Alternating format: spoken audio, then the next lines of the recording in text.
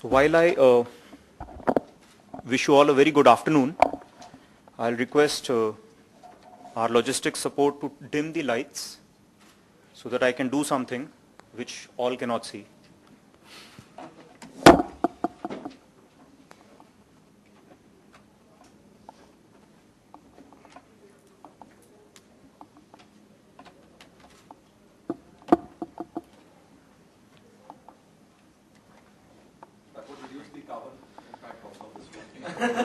Yes, that's a very brilliant idea.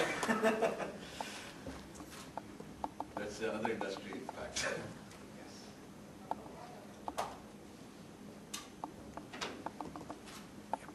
Thank you. Thank you.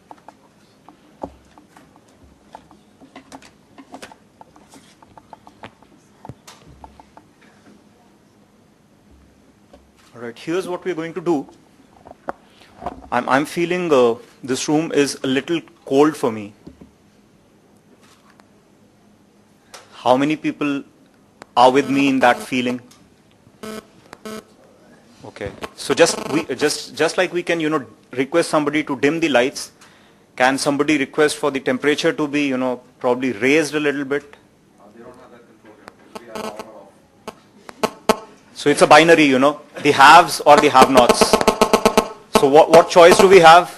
Those of us who chose to dress in half sleeves can sit like this, right, and feel warm, right? Others who were wise enough, who know the ambience, are anyways comfortable. So I've been to this place earlier, and I'm also one of those people who know the ambience but not wise enough. The gray hair don't show yet. So what I did is, I tried being innovative. And what I did for innovation is something that I'm going to hold up here. I'm not endorsing any brand, by the way, right? So I did this. I carried a bag with me because we are in the textile space. So I'm going to keep this bag here. Something like, okay, while I'm at the dais, while I'm at the podium, this bag is going to take care of my seat, right? It's reserved. Also, I'm going to try and take out something from the bag which is going to be useful for me. Can somebody guess what this is? A jacket? Alright. So if I unfold it, I'm going to feel a little warm and wear it, right? So both conditions apply. Right. So this is the part that you can all see. That's comfortable, right? That's civilized. You're feeling cold, so you wear something to make you feel warm. That's fine. That's acceptable to all. Nobody's going to report me to the judiciary of India. So, no way. No police action. We're not going to be doing any breaking news here. Okay. On the other hand, if we were to, just go to the other end of the spectrum, which is not feeling cold, but feeling very warm, what could I have done? I could have carried a similar bag. I will, let the rest of it to be imagination.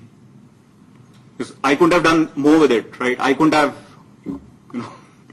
helped the temperature if it were very warm. Are we making a connect here? Do you get a sense of where we are headed? If as human beings, we can do something about the temperature today, should we do it now or should we defer it to some point where it becomes unbearable? Today we are able to do something about it, right? I'm able to take out a jacket and to wear it. But if I'm feeling very, very warm, can I take off all my clothes and put it into a bag and let it, rest on the seat? Even with the lights dimmed, I'm sure, there would be no single soul left in this room except me. How correct am I in my assessment? On a scale of 1 to 10, where 10 is accurate and 1 is, I'm absolutely on a tangent off the radar. Do we all agree that I'm pretty much accurate here?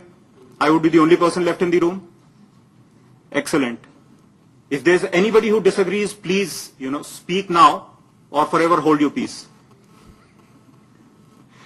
Okay. So I'm very glad that this room is full of people who are fond of agriculture. Right? So you all agree. Excellent. So let's do this as a reward for being such nice people who believe in this culture called agriculture, which is AGREE. Let's do a pop quiz, right, which will probably shake us up a little bit. Just a little bit, not too much. Right? So I'm going to launch something, and you'll see the instructions on screen.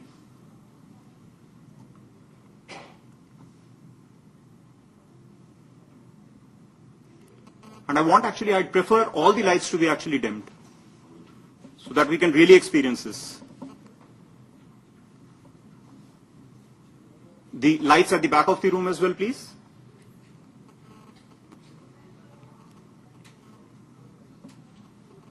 Excellent.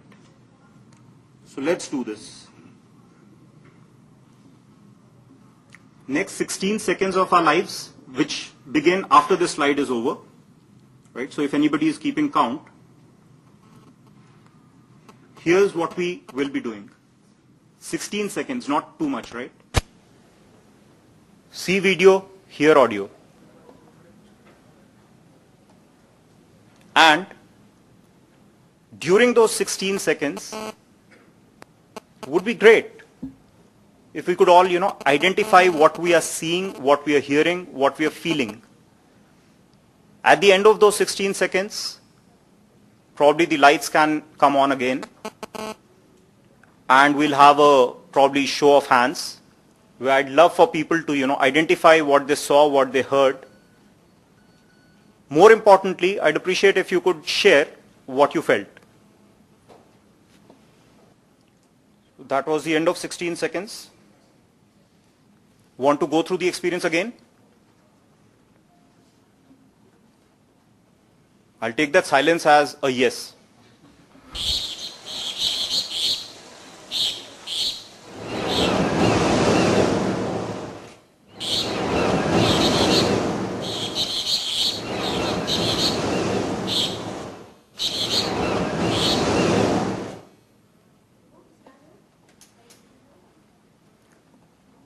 All right. So, at the risk of repetition, because I see about a dozen people walking into the room as we speak, I will repeat this once again.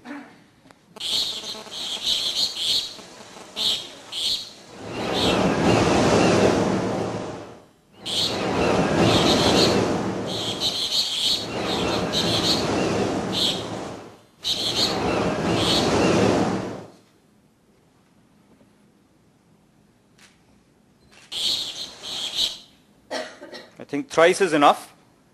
The lights can come on again.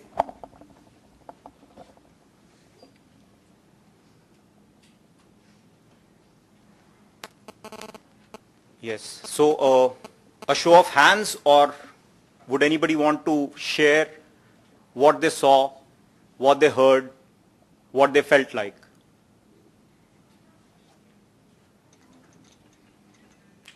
This is a small room. Yes. Well, at first, I'll tell you what it felt like. At first, it was nice and relaxing, but then as you repeated it, it got irritating. the birds got to me. The birds got to me. Right. The thing. Other part was the waves and all was nice and relaxing. Relaxing. But the birds, the certain shrilting of the birds, because I'm maybe closest to the speaker here. Right. That got a bit. Makes sense. Anyone else? I think this voice of this two boats was so disturbing and so high. But I was not comfortable with this boat voice. Okay. Anybody who found no reason for discomfort, who felt that these 16 seconds should probably, be the rest of their lives?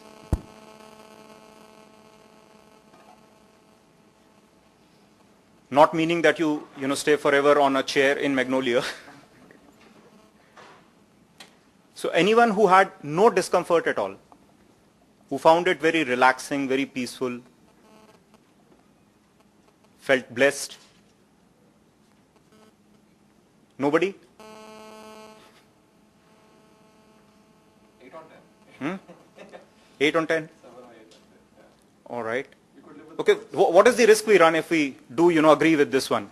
I know we started off on a, commendatory note, that it's a very nice group, all of us agree here.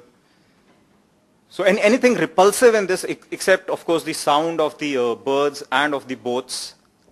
Anything repulsive, anything that you felt very grossly uncomfortable with that made you feel like I want to get up from the seat and throw something at this person standing there? Nothing of that sort? So I'm in safe haven, right? All right. So what does the earth feel like? We inhabit the earth. What does the earth feel like with us living on it? Ever gave it thought? The sound of boats, the sound of birds, the vehicular sounds, the sounds of bombs, motors, turbines. What does the earth feel like?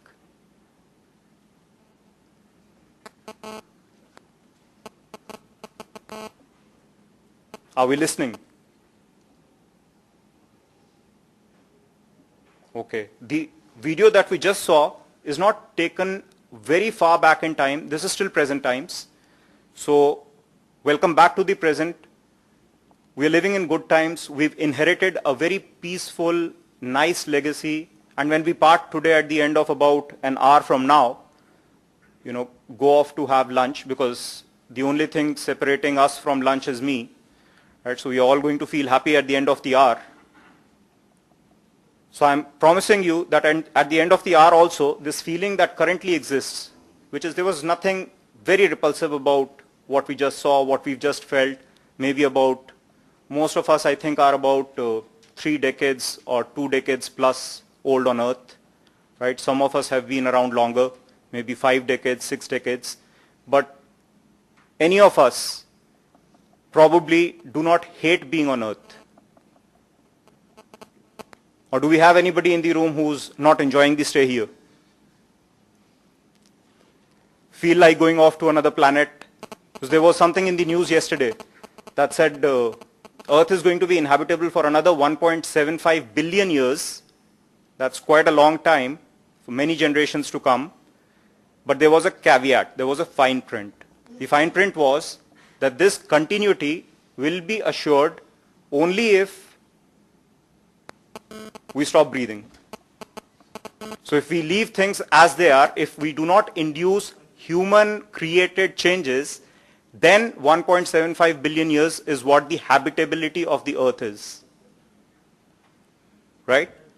So that caveat is important to note, because that may significantly reduce the habitability from 1.75 billion years to significantly lesser. So let's move on from this slow-moving stuff to something else, which is about climate change,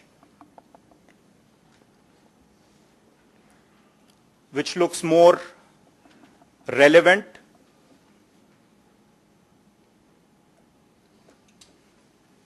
and starts with a very long-looking list of items to be covered. But we'll go through them at a pace where all of us are comfortable. So let's try and understand climate change dynamics and impacts. I believe we've already done that in the last 7 minutes or so.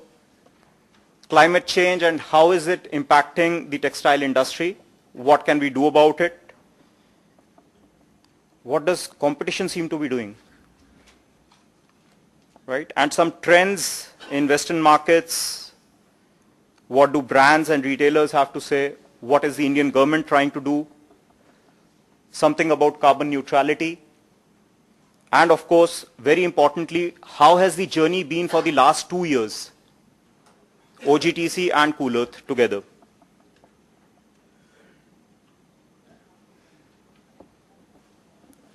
So this already makes sense. Sunlight hits the earth, but then some man-made emissions, man-made gases, they hold back these heat emitted from the gases that's held back in the atmosphere, and so we feel warmer than we do. And there are changes which are happening. Some of them we've seen recent times.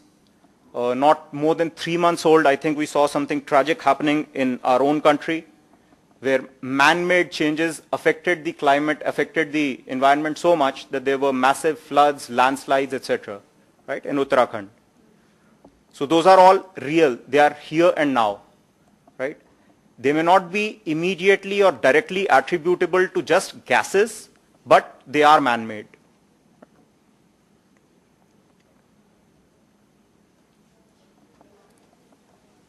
How is climate change affecting the textile industry? Here, if we look at, the 3 different categories, let's say the market and finance, stakeholders, infrastructure and processes, let's start from probably one of the most positive signs, which is the stakeholders involved. As employees, as a community, as a sector, how do we impact the environment around us? How do we impact climate change? By going beyond awareness, by realizing that there are man-made changes that can impact the environment, that are impacting the environment, and then doing something about it. This is something OGTC has already taken an initiative, which is make ourselves aware of what is the level of emissions that we are making. There's a very simple belief. If you need to do anything about anything, if you want to make a simple change, you can't do it unless you really know about it, right? Unless you can measure it. So if you can measure it, you can control it. But if you don't even measure it, there's little you can do about it, right? So OGTC has already taken a nice step in this measure, in this direction, by beginning to measure the carbon footprint. Right? That's very commendable.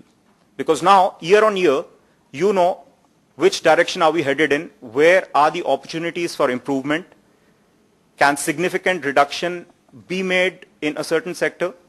We look at different scopes, scope 1, 2, and 3 of emissions, right? So where are the opportunity areas where we can make the biggest dent in the fastest possible time, right? So those are things that as stakeholders, we've begun to realize. And since we've begun to realize, the conscious choice rests with us of doing something today or deferring it for the future, right? Or at least have a roadmap in place so that you do what you can today and you put things on a roadmap so that you achieve those milestones at comfortable paces.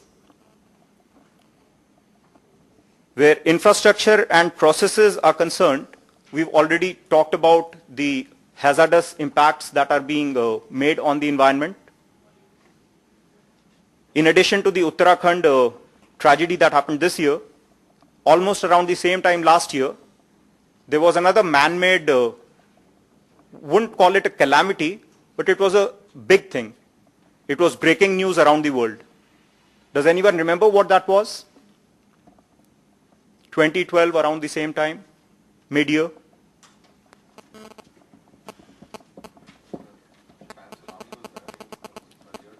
In India, right?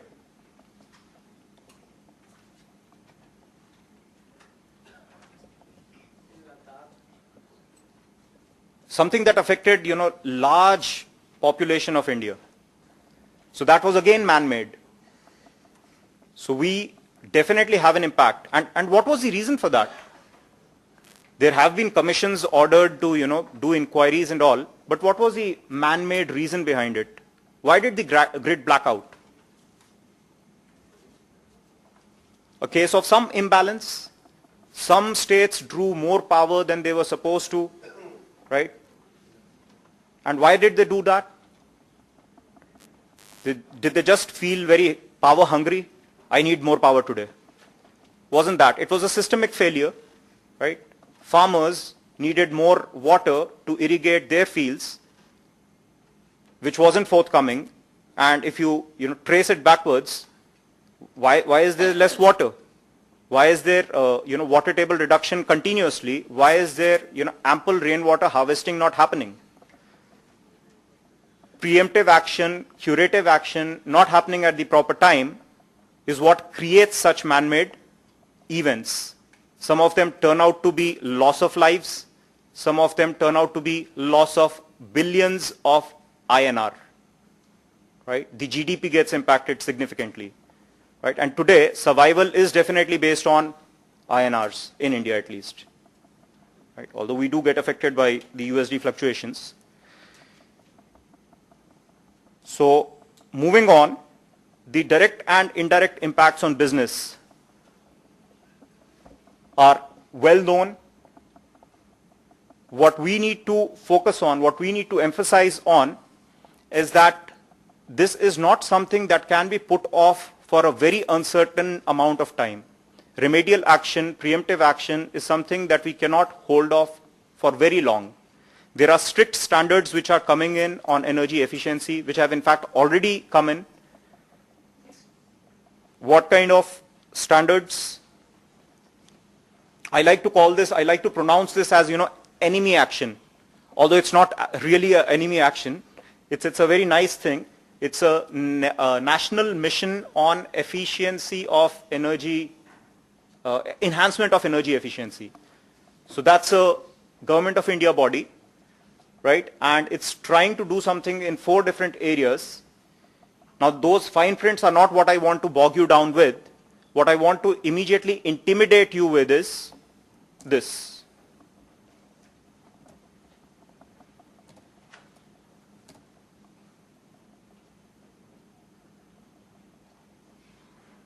If I were to change this lakhs to thousands, probably it would not intimidate anybody. If I were to change this into crores, probably it will make some people sit up and do something about it today. So in the spirit of moderation, lakhs is what the Government of India has prescribed, ordained.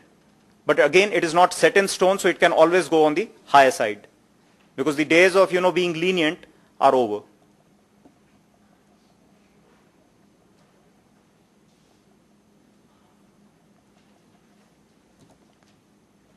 So what do we do when faced with such threats, such intimidation?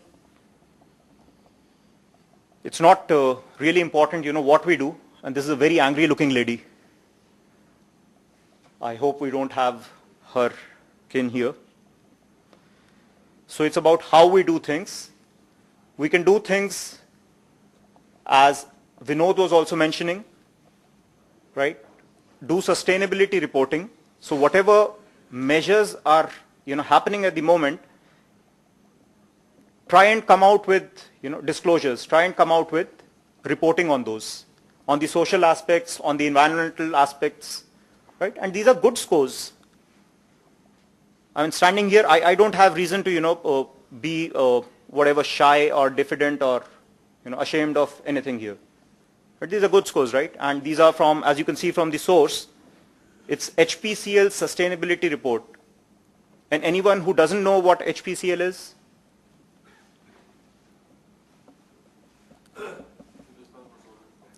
Hindustan Petroleum, right? So that's one of the, 9 sectors which has been identified to be a great, let's say guzzler or a great emitter of emissions. Right? Because what you're doing is you're burning fossil fuels. Right? So in this sense, this report, which is for 2012, seems to be doing pretty well. Although these numbers represent score of aspect as ranked by the employees at Hpcl, but similar exercises can be done with external stakeholders as well. Need not be limited to employees within the firm. What else? Carbon footprinting and energy efficiency. So once you start examining the emissions, you can decide what are the harmful practices or inefficiencies that you want to do away with. You can try mitigating these, right? Because a stitch in time, talking to a sector which already knows, would save 9, right?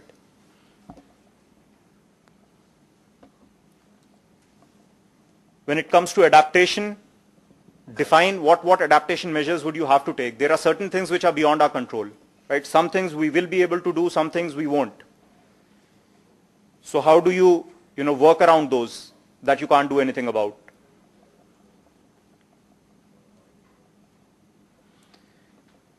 This is from a, looking out from an India perspective. That's why we call it competitors. But if you look at, the global view, there are no competitors. We are all collaborators, right? Because the supply chain does not respect boundaries. So here's what supposed competitors are doing. China, as Vinod also pointed out, has labels of its own. They're talking about low carbon. It's a very important trend there. Bangladesh, which has recently been infamous for lack of sufficient infrastructure, which cannot provide safe working conditions. There's a threat of life, right? Even Bangladesh is measuring carbon footprint, and they're significantly smaller compared to India. So here's where, I would say, buck up, textile sector in India. We can do better. Thailand already outdoes us in lots of other areas. So these are lots of facts, all searchable on Google. What are the current industry practices? Organic cotton. Now I have permission to speak about a couple of our client experiences. So talking about Pratibha Syntex in particular, right? When we engaged with them last year or probably a little earlier, we discovered 1.5 lakh acres of farmlands, right? And a person with a vision at the top, that there's something that can be done which balances both things, right? Sustainability as well as monetary interests. So a complete, marriage of both was able to happen. A decision was taken, footprinting was done. That footprinting was communicated well to stakeholders, to people higher up in the supply chain, and that actually yielded monetary results, benefits. So if a Pratibha Syntex can do it, so can all other textile units. Not stopping at OGTC's 13, which are already part of the program, more to be included, and go beyond OGTC as well. Spread the word. Better Cotton Initiative is another area where we've recently had some exposure with one of our prospective clients, yet to become one, where we are trying to do a product footprint, right, of one of the products which uses BCI extensively.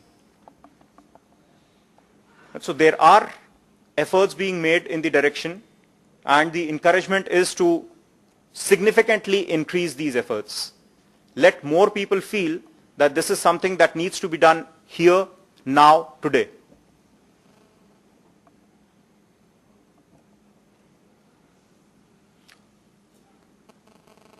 This is information which is known to most of you. You walk into a mall, even in Delhi, Gurgaon, you will most probably come across these waterless jeans or less water used kind of products.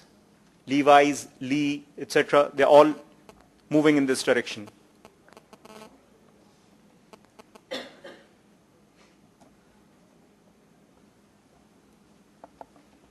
That's again, in the same spirit, innovative brands focusing on sustainability. Rico jeans, Monkey jeans, spelled differently though.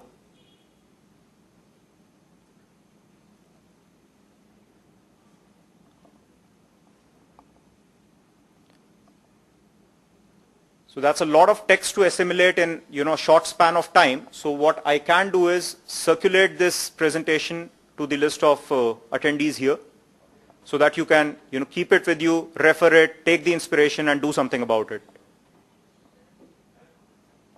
Sustainable Apparel Coalition, which Vinod already talked about.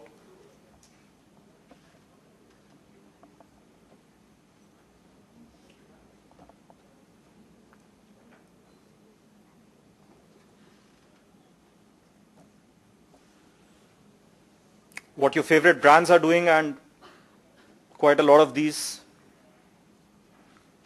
So largely these last few slides are just causes for, triggers for helping us just take that first step, that let's do something today.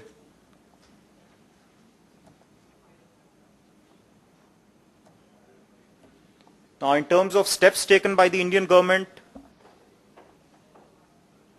Dr. Saab just talked about it, that there's this provision of 2% of the average net profits which need to be spent as CSR, although I believe more clarity has to emerge on how much of that CSR is towards sustainability, right? Or does it just end at, doling out some amounts to probably a NGO and saying, hey, we've done our bit, right? Because those are not really real sustainable initiatives. You give a handout and you don't really, watch the throughput, you're not really doing much. You're just stopping at the, as they said, cradle to grave, so you're stopping at the cradle point, right? Beyond cradle, there's a full life which needs to be lived well.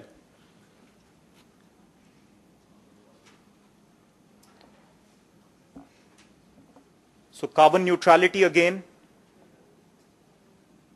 There are companies in this space in India, outside, like Carbon Neutral of UK, which helps you go the distance after you have walked the first few miles. Right? So let's say you've grown cognizant of what are your emissions, you've taken the commitment, you've broadcasted it, you've said that, okay, I will reduce our units emissions by X percentage in so much time. Now beyond this, there's a threshold. You cannot do more, right? So what do? You say, I still want to go, carbon neutral, so you can purchase these credits.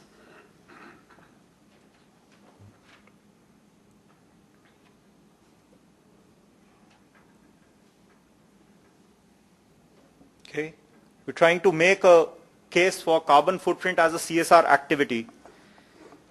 It's a win-win because you're trying to improve efficiency, you're trying to do savings in energy, which is creating the most emissions, you're lowering your expenditure, and of course your reputation goes up.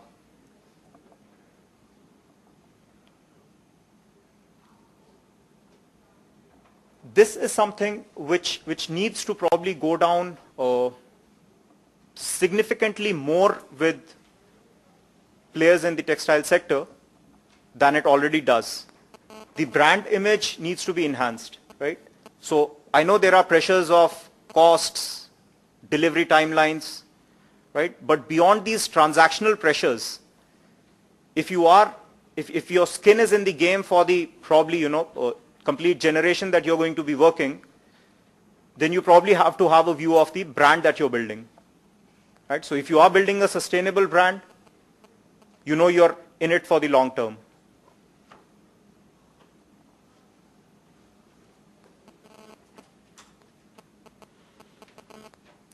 Already well known, differentiate from competition, environmental or green market leadership.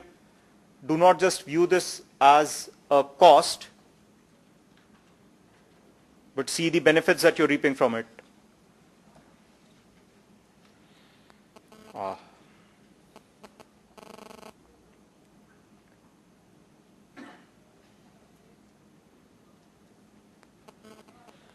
The last couple of points do not need perhaps more elaboration. When you're reducing your energy costs, you're of course ending up with more money in hand. And your employees feel a lot more better, right? When they go back to their families after a hard day's work, they've carried probably some knowledge back about some energy efficiency measures which are practically implementable at their homes as well. Right? So the contagion spreads in a positive way.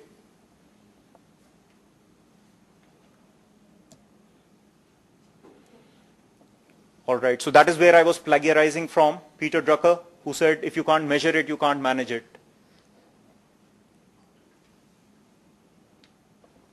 So helping clients through all the stages, beginning with the footprint, helping with the efficiency, and once the efficiencies have been exhausted, there's no more that you can possibly do, then of course go in for carbon neutrality through purchase of credits.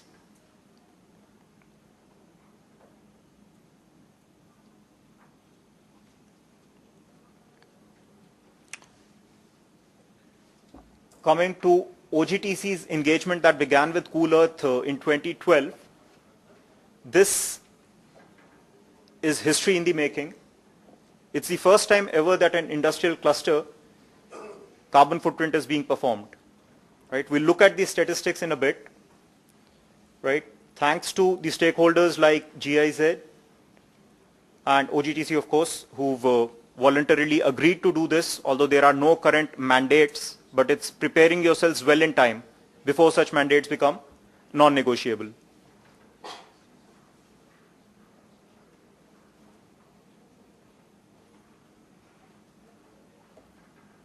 So what has happened in this is, in the first year of engagement, we began with awareness sessions which talked about the scientific aspects, the geopolitical aspects, the corporate, and of course the logistics. You know, how do you begin assimilating all this data about what is your footprint? You know, what are you contributing to the earth? So it began with that. The data collection happened in bits and pieces, and I'll be more than happy if people present in the room who've been part of the exercise both years, if they can share their experiences very, very openly without any fear of persecution. I promise I will not bother you. So are there people in the room other than, I know of course Vishnu is here. So Vishnu from Neeti Clothing, would you like to share your experiences across the 2 years?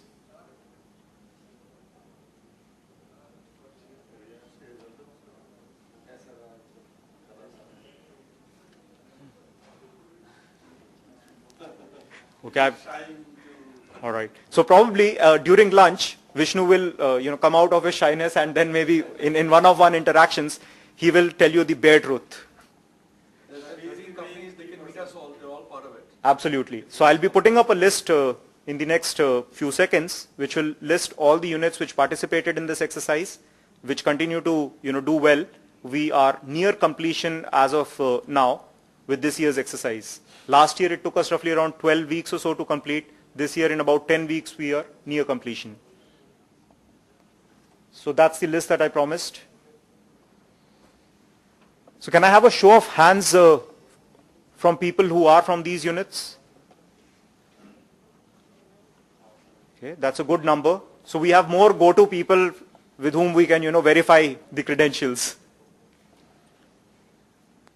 So 13 units in all took up the initiative, came together, started working on the measurement, right? And the software used in this effort was from a company called Ecometrica. They are our partners. The software is R Impacts, very relevantly named. What are our impacts?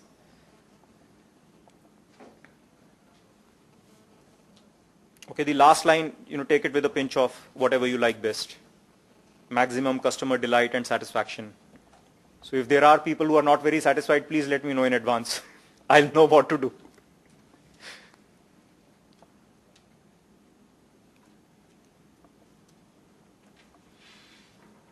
So in this year, you see this going more green between the last slide and this slide.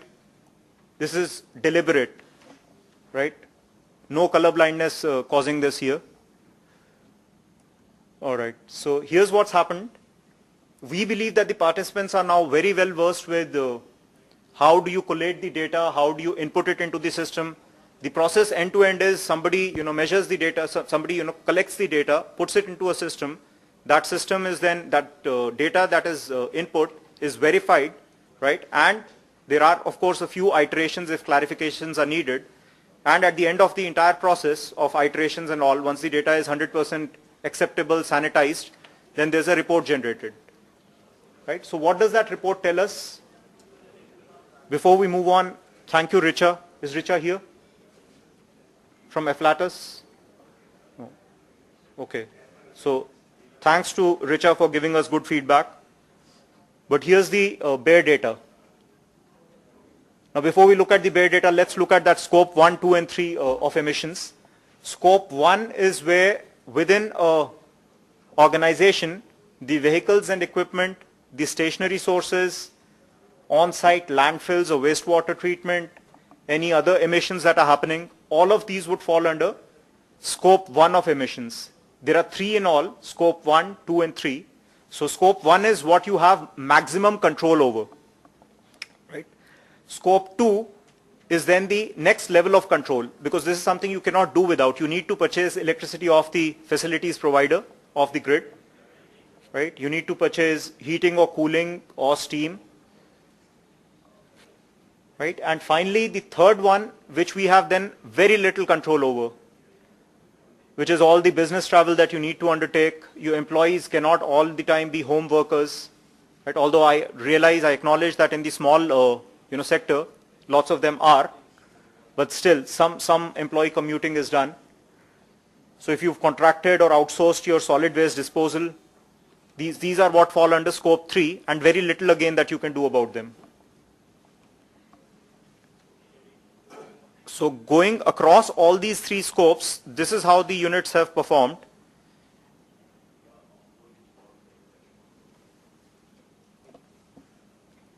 In the previous year, that's the year 1.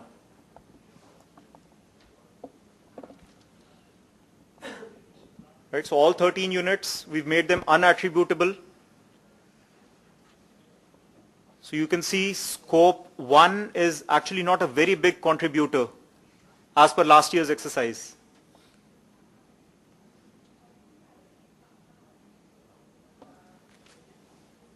And doing a comparison for this year, although this looks more green, but then the overall emissions seem to have gone up about 24%. Right, so the only place where a positive dent has happened is in scope 2. Now this data is not 100% complete, that's a caveat, but it would not significantly differ because it's more than 80% complete now. Right, so scope 3, which is beyond let's say clusters control, is what has gone up the maximum. Now we could attribute this to probably this being the first year when things would have happened in the proper manner. In the last year, the data would not have been so much accurate. So if we if we discount year 1's data and treat this as a baseline, this will be near accurate, right? Because 60% is huge.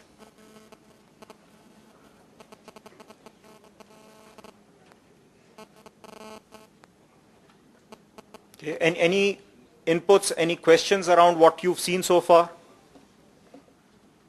Yeah, I can just share some thoughts on it. I mean, the business has also changed from last year to this year. I mean, just looking at it, because I'm seeing it for the first time on a larger scale, you're right that the data has gotten better in the second year, more accurate. That's one point. Second thing is the business scenarios have also changed. With the recoveries in the industry and things looking up a little bit. So a lot of that has also happened. A lot of expansions have also happened. So it covers on that. And also think about scope 3 being the largest point because since we all service international customers, all our products have to be delivered, right? So the scope 3 is going to be the largest part by the shipping or sea freight or air freight or whichever mode of transport. So that was another observation that scope 3 would be very high for us. Right. But I think most brands and a lot of things have commitments in companies to reduce the airing of goods. So I think all the companies are making big efforts to reduce that point, which would drastically impact scope 3. But I think it would still stay a high quotient because all the products have to be shipped at the end of the day. They're not Right. local. So if it's not air shipping, it at least has to go through ship. Go by sea, and for example, brands like H&M don't accept single air shipment. There's no air. So certain the brand commitments also that you cannot do it. It's not a possibility. So that is something that's coming up, which is kind of helping companies reduce scope 3 to some level. But at the end of the day, everything is shipped because we're in the export business. So scope 3 would always be higher, and I think scope 2 is the part about the supply chain. Where we are mapping it for the first time, which wasn't done before. So we're getting data about there, we're learning it bigger. And I think it's very interesting. It's been a good experience. And actually we look forward to year 3 of actually putting in strategies of reducing the footprint. So far it's been monitoring it, figuring out how to gather information, then actually gathering the information the second time around, knowing what to do. And I think we look forward to a third year where we can actually, with your help, maybe explore areas to improve, set new targets on things and see how we collectively share resources in OGTC as we do to bring these down.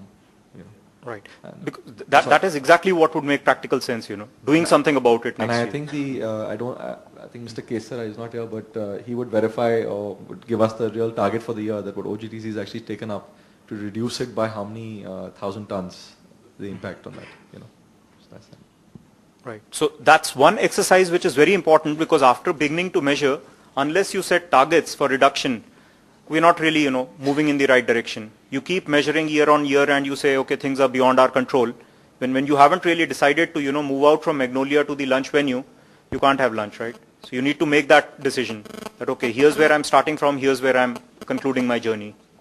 So those reduction targets have to definitely be there for all to see at all times, and then sincere efforts actually made in the direction.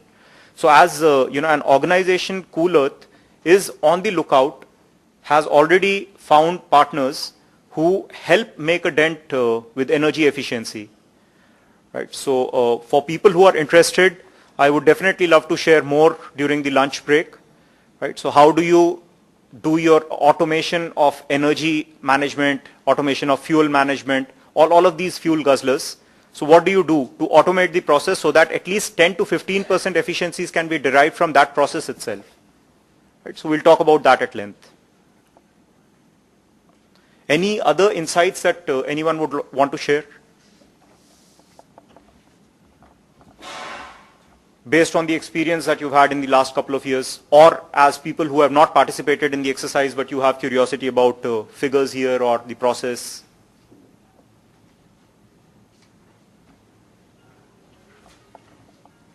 Okay. Maybe encouraging the use of public transport may help for slightly. Like you were talking about employees commuting to work and all. Mm-hmm. Encouraging the use of public transport may help, or maybe if a large number of your employees are coming from one particular section of the city, you can do a carpool. Yeah, a carpool. They can do a carpool, or maybe the company can arrange a company bus sort of things. I don't know if these things are already happening. I was just sharing my thoughts. Sure, that's an excellent suggestion. In fact, if you see the trend, there are at least half a dozen organizations which have come up in the last 1 year alone who are trying to do these, simple innovations, carpooling. Right? So people from one geography traveling to another, they can always, band on together. There are companies like, I can name Volkswagen. Right? This sounds like the German car maker. It's spelled as Folkswagen. So you could visit their website. It's a very simple concept. What they do is they help you, just do a 7-second kind of mapping. They say, you've decided I'm going to, go from Delhi to maybe Gurgaon, right? Or Delhi to Noida, or Noida to Delhi, whichever way, right? You just have to do a search for your source and destination. That this is your starting point, this is your destination, and within 7 seconds, you would know these are the people who are traveling on this route, and you can choose which person do you want to, go along with. So simple, innovations using technology are happening.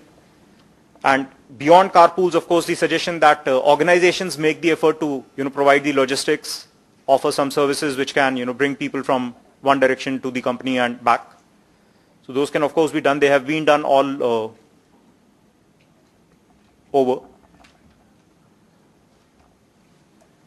I think it would be interesting to actually, if we have the data of how much OGTC has shipped, how much shipments have we done in the last 2 years, and take that out, the tonnage per product, per piece from that point of view. Okay. It would be interesting to look at. And so our collective footprint is per unit shipped would be an interesting fact to see. And that would go down as well. Absolutely. That would be more sensible. Because if your exports are increasing, the scope of is bound to increase. Mm-hmm. So per unit data would be very interesting. Sure. Sensible. Sure. That's an input well taken. So I do not know if that data is already being collated or collected at this point in time. If somebody could enlighten me on this. Is the production data also being shared? We are gathering a lot of information on these points. Mm-hmm. I think this is one of the factors which will be coming up in the next year, this year as well. Okay. Gradually it will be coming up. So we can use it in this scope as well to to compare against various projects. That we do have figures for the size of the company's turnover, square footage, all kinds of parameters are being gathered. So I think since we, at least for the companies who are partaking in this exercise, because it's not the entire cluster, so we can work on that. Sure. So already just rule of taken by from the participating companies, how many initiating the year. So probably that can be shared the next time around then. Okay, moving on to the last piece in this. Now this is something that my team has told me, and I'm going to invite again feedback from people who've participated. Units are genuinely interested in reducing their impact on the planet. I have no reason to disbelieve. These training programs were conducted last year at 2 levels for both the senior management as well as people on the floor. Right, and this is all good to look at.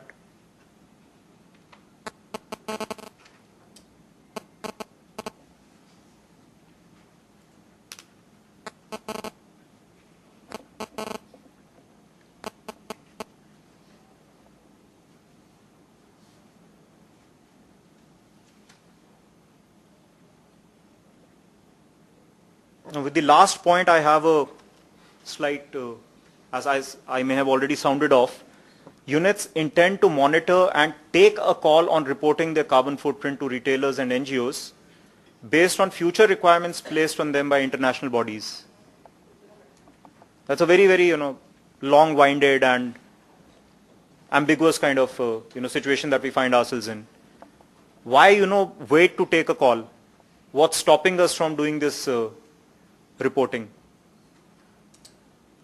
think we're doing it. I don't think that there's any. So there's no holdback here. There's nothing to do. All right, that's good then. The point is that nobody's asking us for it yet. If they ask us for it, we'll be happy to share it. Right now, it's more internal, I would say. Just in the sense that let's understand it better. So we have a baseline and we can actually show improvement. So we are monitoring it and we are sharing it with our customers. That by the way, this is what it is. Just so you know. And these are our plans. So we want to actually formulate some more plans to actually reducing it. Because right now it's like just knowing it. And now, unless we put a target to where we want to be, there's no point communicating, oh, this is where we are. Right. So we need to put it, understand it better, say, okay, here's where we are, and here's our target. Right. That's So. what we want to communicate.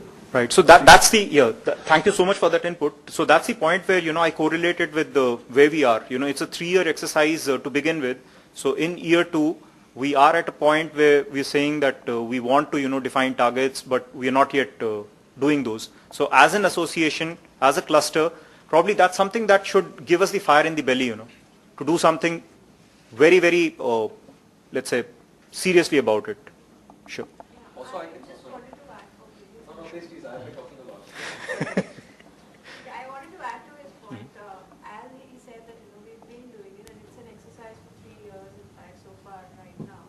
I would suggest that Cool Earth can participate more with the participating organizations, with OGTC right now, and we can have a if not a yearly this thing, because every time we come back and say after a year and say that okay what were the measurements, we need to do that exercise right now, and it's a pressure for 2 months. Sorry. Very So true. what I'm saying is, can that be spread across the year, and we can have new people from the factories, in fact, involved and trained, so that it will help. Overall, it will help in the long run. Absolutely. I agree with that, because that's, trying to immerse more people in the experience. And we already have, for financial reporting, at least we do quarterly, right? So just like we do our quarterly financials, even environmental reporting, sustainability reporting can be quarterly. I think this is quarterly. We do it quarterly. No, this happens. This is an annual exercise. Internally we are capturing it quarterly. Okay. And we are compiling it and Also, we're already on that template anyway, because I think we have a small window to upload everything on it. And so we are, because it's an ongoing process every month, every quarter we are compiling all the data and then it's being put in at the end of the year. Right, but if it is done more frequently, then definitely the merits will come out better. right? Because then you will have this conscious awareness at all points in time that, hey, I did this much last quarter, how much am I doing this quarter? Right? So that awareness is constantly there. And if you think about it in terms of development or in terms of creating something of significant value, try a visual imagery, right? Think about a potter's wheel, right? What does a potter's wheel look like? It's actually a wheel, right? You put some kachi mitti, right? Some earth on it, and do you do it annually?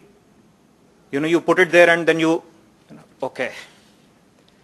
It's spinning, it's spinning, it's spinning. It won't take shape on its own, right? So the potter has to use all fingers, thumbs, right, and give it proper shape. So it's a continuous process. Can't be done, few and far between times. Right? So point very well taken. Thank you. One more thing, have you or the units started participating in the CDP yet or not? No. Because CDP is annually doing a survey. They're reaching out in India for last 4 years, I think now. And they send out a survey form on disclosures. And annually they have the report coming out. I think so far they're largely reaching out to the large companies, 200 companies at least in India every year. The reporting is still, now gradually it's going up. So it might be useful to... Yeah, this is a proof, so we might as well have linkage. Start disclosure. Should. So that's a call that each unit has to... The big part of this thing was that the tool is an internationally recognized and accredited tool. So the whole point is to to be there. So there's no hesitation, I think, on reporting these things on that.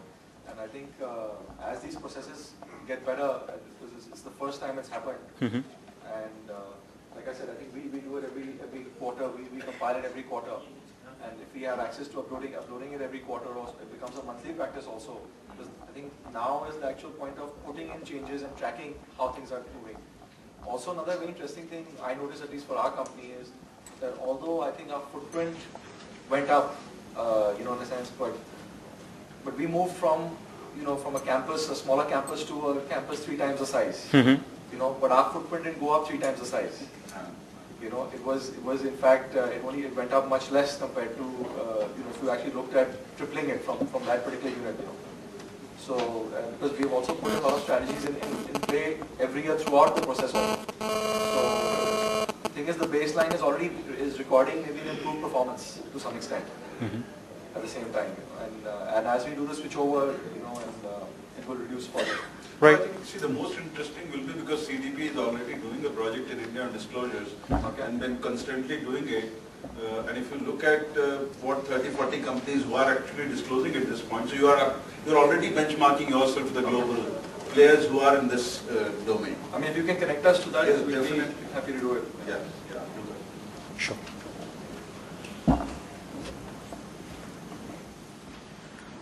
All right, so this is a slide which we've already seen in the previous presentation. We talked about this, what makes your company different from others. Costs, on-time delivery, quality, payment terms. But those are all transactional up there.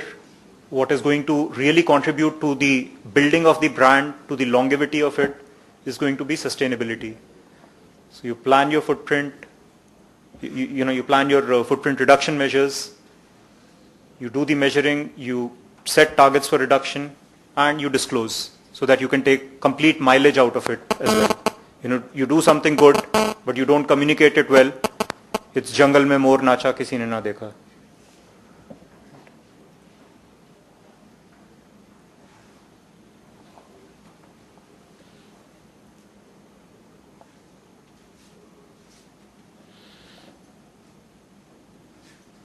I think a more sustainable product has a better chance of remaining competitive in a resource-constrained world. So that sounds like a very plain statement. Are we really resource-constrained? What brands have to say about this? Walmart seems to have announced that many of its suppliers would need to assess and report on the environmental and social sustainability of their products. Unilever likewise sources from 10,000 non-production suppliers. Right? And they've got this thing that each one of their products in a very short time to come will be sustainable 100%. So that's a huge commitment to make for a huge company like Unilever. And with all our technology today, we can create abundance. It could be used to improve everyone's lifestyle. Abundance all over the world if we use our technology wisely and maintain the environment. It's a very different system, and it's very hard to talk about because the public is not that well enough informed as to the state of technology.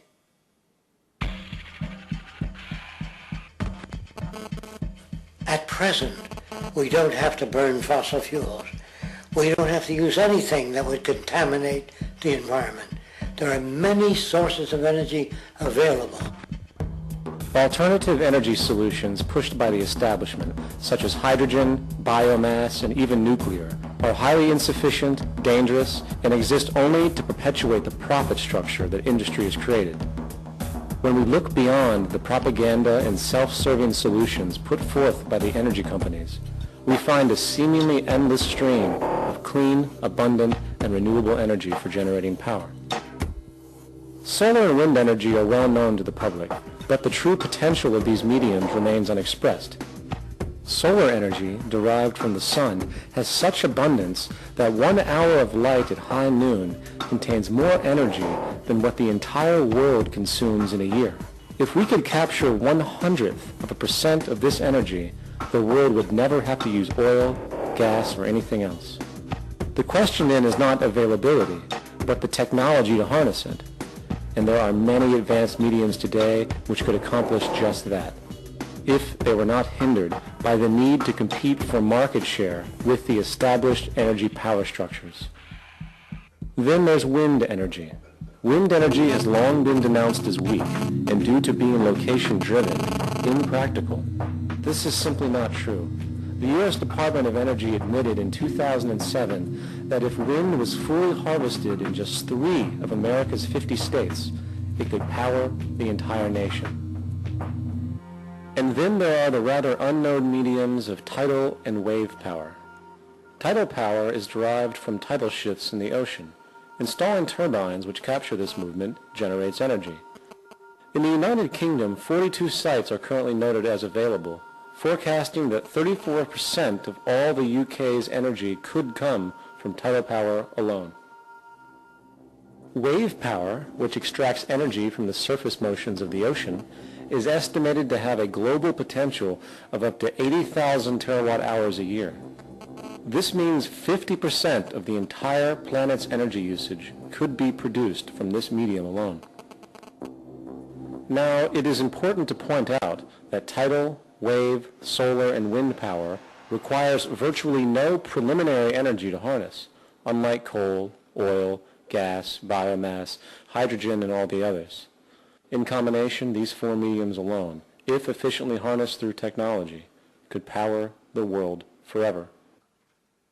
That being said, there happens to be another form of clean, renewable energy which trumps them all: geothermal power. Geothermal energy utilizes what is called heat mining, which, through a simple process using water, is able to generate massive amounts of clean energy. In 2006, an MIT report on geothermal energy found that 13,000 zettajoules of power are currently available in the Earth, with the possibility of 2,000 zettajoules being easily tappable with improved technology. The total energy consumption of all the countries on the planet is about half of a zettajoule a year. This means about 4,000 years of planetary power could be harnessed in this medium alone. And when we understand that the Earth's heat generation is constantly renewed, this energy is really limitless and could be used forever. These energy sources are only a few of the clean, renewable mediums available, and as time goes on, we will find more.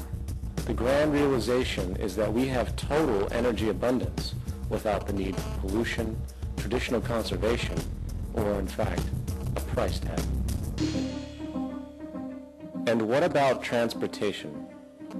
The prevailing means of transportation in our societies is by automobile and aircraft, both of which predominantly need fossil fuels to run. In the case of the automobile, the battery technology needed to power an electric car that can go over 100 miles an hour for over 200 miles on one charge exists and has existed for many years. However, due to battery patents controlled by the oil industry, which limits their availability to maintain market share, coupled with political pressure from the energy industry, the accessibility and affordability of this technology is limited. There is absolutely no reason other than pure, corrupt profit interest that every single vehicle in the world cannot be electric and utterly clean, with zero need for gasoline. As far as airplanes, it is time we realize that this means of travel is inefficient, cumbersome, slow, and causes far too much pollution. This is a maglev train. It uses magnets for propulsion. It is fully suspended by a magnetic field and requires less than 2% of the energy used for plane travel. The train has no wheels, so nothing can wear out. The current maximum speed of versions of this technology, as used in Japan, is 361 miles per hour. However, this version of the technology is very dated.